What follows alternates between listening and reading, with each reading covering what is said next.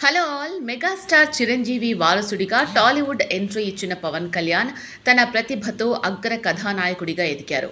సినిమాల కంటే తన వ్యక్తిత్వంతోనే ఆయన కోట్లాది మంది అభిమానులను సంపాదించుకున్నారు.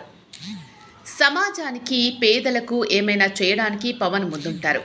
ఇదే ఆయనను మిగిలిన వారికి భిన్నంగా నిలబెట్టింది. పవన్ను చాలా దగ్గర నుంచి చూసిన వారు, 10 నిమిషాలు మాట్లాడిన వారు ఇట్టే ఆయనకు అభిమానులై మారిపోతుంటారు. తన గుణగణాలతో అంతలా అట్రాక్ట్ చేశారు పవన్ కళ్యాణ్. నిజానికి పిఠాపురం నుంచి పోటీ చేయాలని వర్మ ఎంతో ప్రయత్నించారు.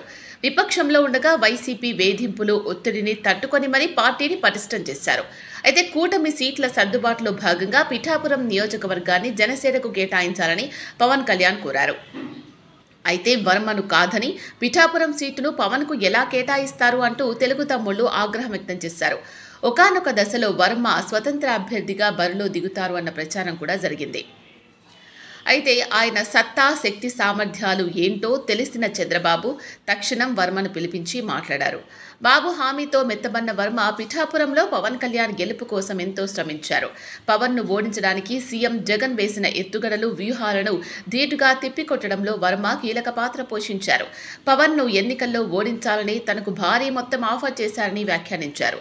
పవన్ పిఠాపురంలో పోటీ చేస్తున్నారు అనగానే చాలా ఒత్తిళ్లు వచ్చాయని, కానీ తనను ఎవ్వరూ కొనలేరని వర్మ స్పష్టం చేశారు. రాష్ట్ర భవిష్యత్తు కోసం వారిద్దరితో పాటు నేను కూడా పాలు పంచుకోవాలని నిర్ణయించుకున్నానని ఆయన తెలిపారు.